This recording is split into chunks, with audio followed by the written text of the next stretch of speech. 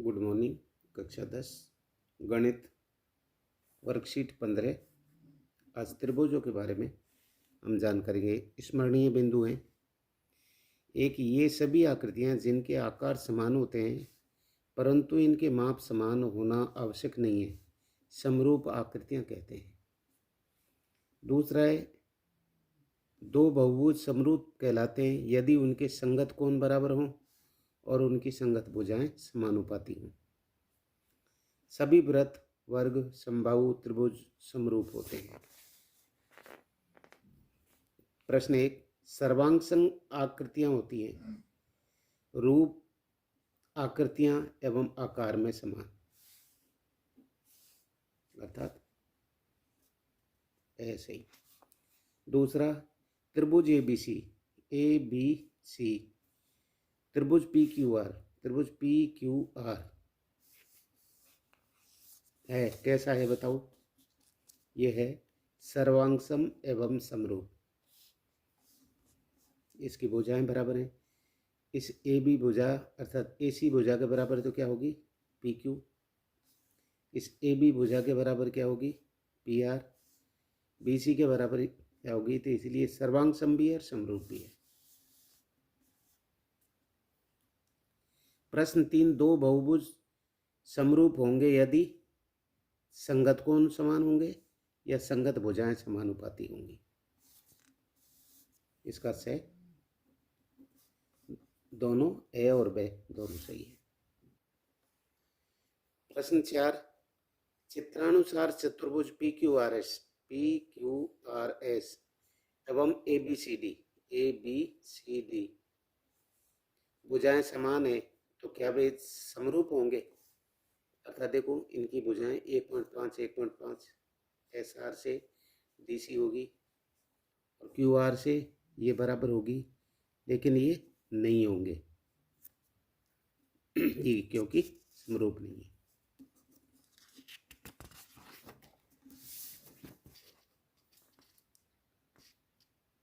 प्रश्न 5, इनमें से कौन से कथन सत्य हैं? प्रश्न 1, सभी सर्वांग आकृतियां समरूप होती हैं। एक तो ये हो गया और एक ये हो गया, सभी समरूप आकृतियां सर्वांगसम होना आवश्यक नहीं है। प्रश्न 6, किस प्रकार के त्रिभुज सदैव समरूप होंगे? लिखिए, समबाहु त्रिभुज होंगे जिनकी सभी भुजाएं बराबर होंगी, हमेशा समरूप होंगे। प्रश्न 7, त्रिभुज एबीसी त्रिभुज पी क्यू आर समरूप हैं। क्यों? कोण बी कोण क्यू के बराबर है 50-50, कोण ए कोण पी के बराबर है, कोण सी कोण आर के बराबर है। इसलिए क्योंकि त्रिभुजों की संगत भुजाएं समानुपाती हैं और तथा संगत कोण समान है, इसलिए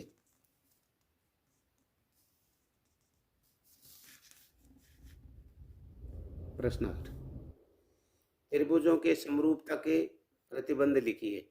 1 है, संगत कोण समान होने चाहिए और ब दूसरा हो गया, संगत भुजाएं समानुपाती होनी चाहिए। प्रश्न 9, चित्र में त्रिभुज एबीसी डीई समानांतर बीसी, अर्थात डीई है, ये डी है, ये समानांतर इस बीसी के, तो आधारभूत समानुपातिक प्रमेय से कौन सी भुजाएं समानुपाती होगा? एबीसी में समरूप है, अर्थात एबीसी समरूप है किसके? एडीई इस त्रिभुज के समरूप कौन है? A B C. देखो, एडी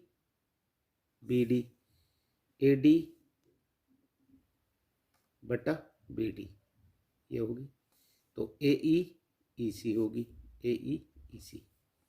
अर्थात बराबर ए डी की बी डी के बराबर कौन कौन सी होगी? ए डी के बराबर तो होगी ए ई, और डी बी के बराबर होगी ई सी, तो इसलिए ए लिख दिया। अब अगली ए बी बराबर डी बी, ए बी बराबर डी बी, अर्थात पहले तो ये रेखा फिर ये रेखा, ये लिख दी बटे में। ऐसे ही पहले लिख दो ए सी बटे ई सी, ए सी बटे ई सी, ये बराबर होगी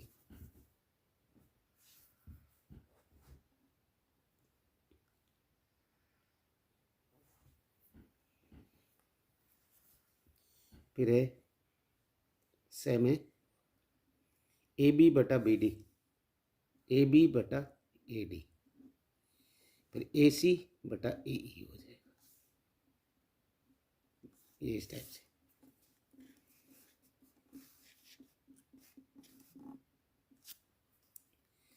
प्रश्न संख्यांक चित्र में डीई समानांतर बीसी, अर्थात डीई समानांतर बीसी, चाहे यहाँ देख लो, अर्थात इस डी के समानांतर कौन सी होगी? बीसी। त्रिभुज ए बी सी, ए बी सी में ए डी ई इस त्रिभुज के समानांतर है। ए डी बटा डी, ए डी बटा डी ई, तो ऐसे ही ए बी बराबर बी सी हो जाएगी।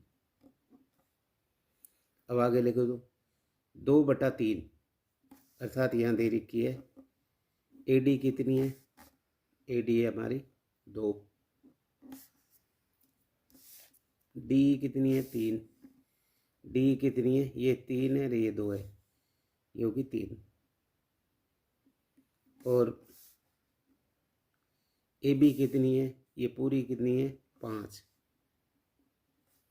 तो बी सी अर्थात बी और सी ये कितनी होगी? तो बी सी बराबर, अर्थात बी सी ज्ञात करनी है, बी सी तो यहाँ रख दिया, इनका तिरछी गुणा हो जाएगा, ये बी सी यहाँ रख दिया और ये बटे में चला गया, और ये इन तीनों का गुणा करके यहाँ रख दिया, 2 का इसमें भाग दिया तो 7.5, अर्थात ये हो गया हमारा ये 7.5।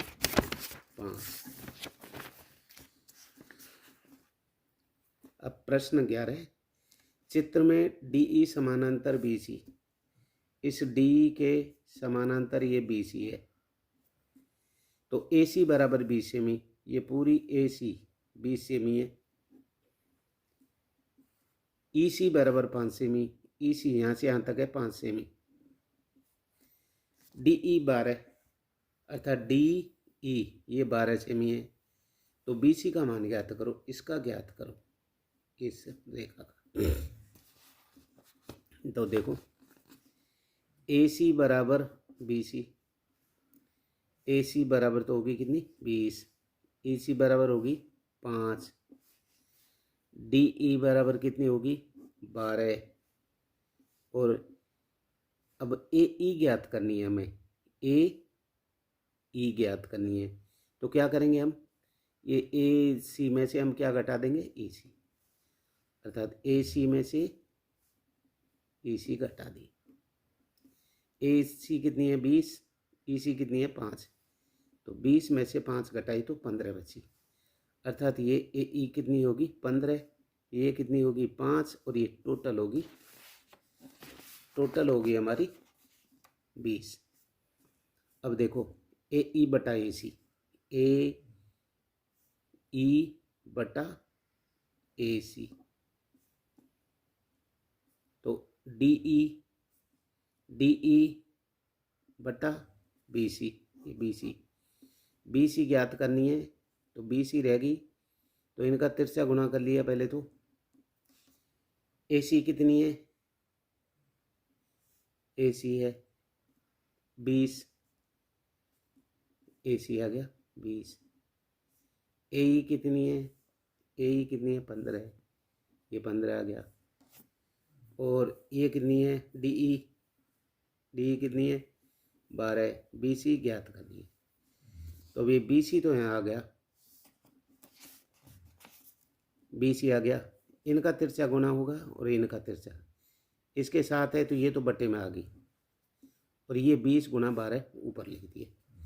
अब 5 से इसको काटा 3 बार, 5 से इसको काटा 4 बार, 3 से इसको काटा 3 चौका 12, 4 चौका 16, अर्थात ये होगी बी। प्रश्न 12, चित्र में डी ई समानांतर बी सी, इसके समानांतर किसके है? इसके। ए ई बटा ई सी, ए ई कितनी है?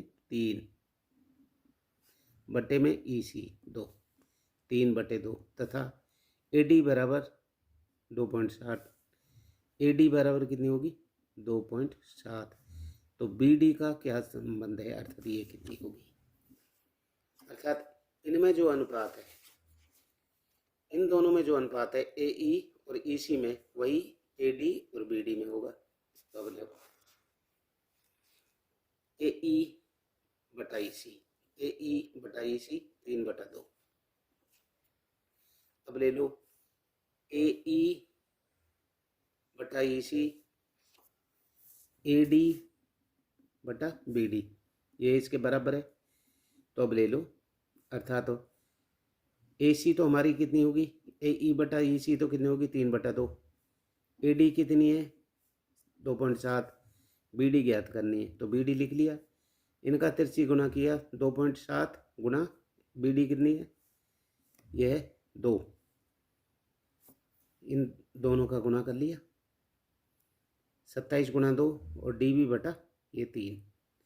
3 से इसको काटा, 3 से इसको काटा 9.9, 9 दुआ 18, अर्थात पॉइंट के बाद 1 लगा दो। ये आपका आंसर हो गया। प्रश्न 13, चित्र में एक्स वाई समानांतर क्यू आर, एक्स वाई के समानांतर क्या आ गया? Q R. ये इसके समानांतर है, समानांतर से चलती रहेंगी, कितनी दूर ले जाओ। पी क्यू बटा पी क्यू 7, पी क्यू 7 है, और एक्स क्यू 3 है, और पी आर 3 है, पी आर 3 है। तो वाई आर ये ज्ञात करनी है। तो देखो पी आर बराबर, पी आर कितनी होगी? 6.3,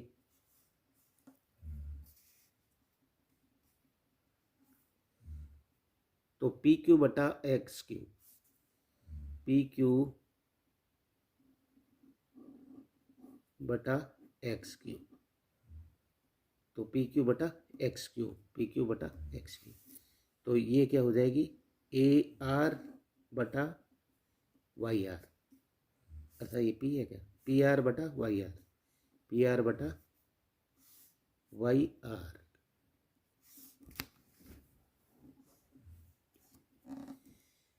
देखो पी क्यू कितना है? पी क्यू कितना है? 7 बटे ये 3 हो गया। पी आर कितना है? पी आर कितनी होगी? 6.3, और आर वाई आपको याद करना है, आर वाई या वाई आर, इनको गुणा करो। 6.3 गुणा 3, 6.3 गुणा 3, 6.3 गुणा 3 बटा 7, 6.3 गुणा 3 बटा 7। चाहिए ऐसे वाई आर इसमें से घटा लो पहले, पी आर में से वाई आर घटाए तो ये कितनी रह जाएगी? 6.3 में से ये आपकी घटा ली तो 3.6, अर्थात पी बाई 2.7 है,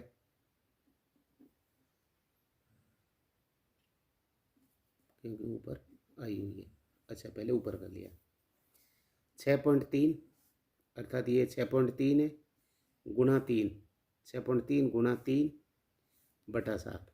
अब इनका इससे किया, 7 का 7, 9 7 63, 0.9 आ गई, 9 तिया 27, 2.7।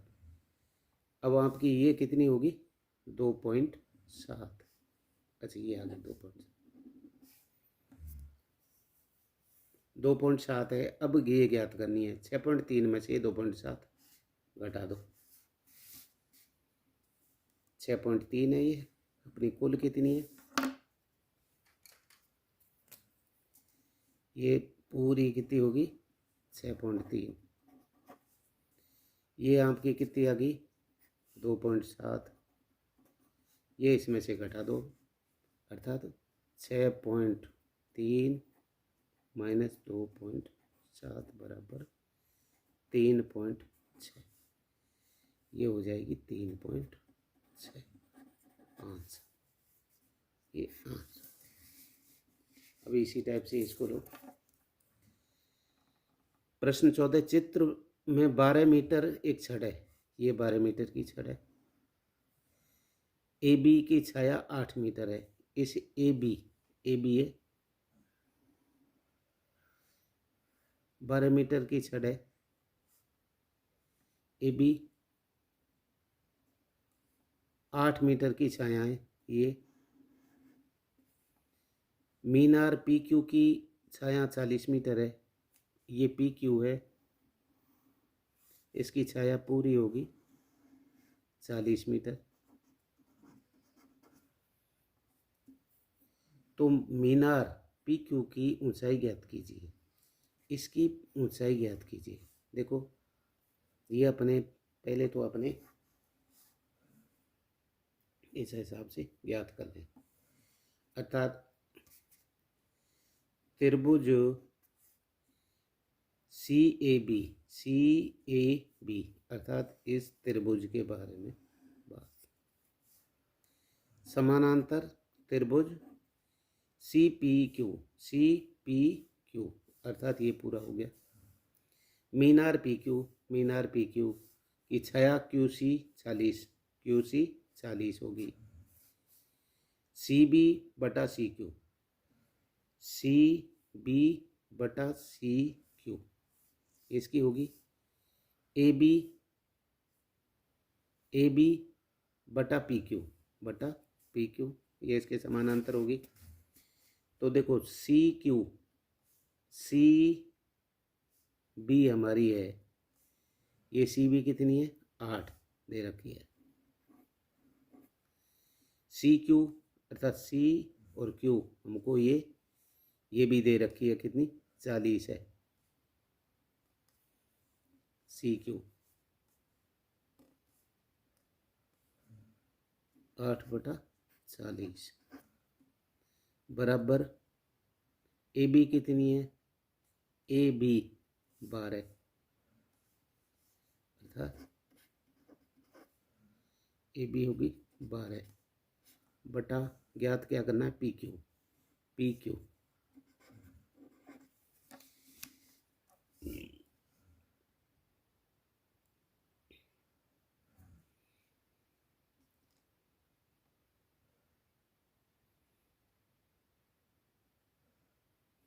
8/40 40 का इसमें भाग दें 5×10 अर्थात ये किस टाइप से सी क्यू बराबर ये नहीं सी क्यू बराबर 40/40 गुणा 8 बटा 18 2 से काटे 9 2 से काटे 4 9 है। अब इनका 40 2 80 बटा ये हो जाएगा 9। इनको 9 का भाग देंगे जब ये इसका स्वर है। इस प्रकार से इसको हल करें। लाइक करें शेयर करें सब।